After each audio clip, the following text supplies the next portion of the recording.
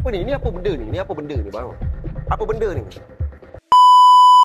Guys, cermin dah buka TMO ni. Cerita dia nak tukar molding je. Tukar molding, dia tak boleh pasang begitu. Dia kena buka cermin. Nak bagi faham ni. So, cermin dah buka. Dia ada problem dia. Problem tetap ada punya. Nama pun kereta.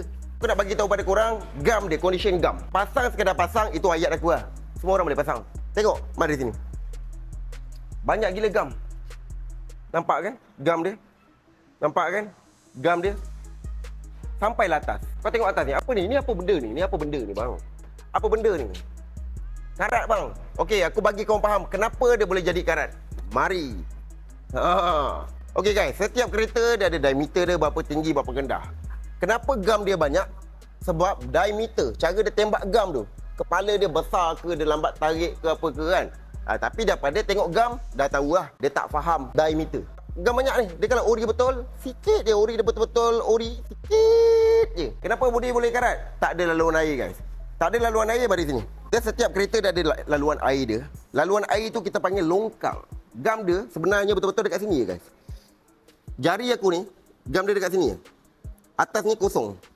Atas ni kosong. Ni kosong. Gam dia sikit dekat sini. Bila tak ada laluan air, itu yang jadinya karat. Kadang-kadang kereta kita parking luar, kena hujan, kita basuh kereta. Air dia akan masuk kat dalam ni. Kan atas ni kan ada getah molding. Air macam mana pun dia akan masuk kat dalam ni.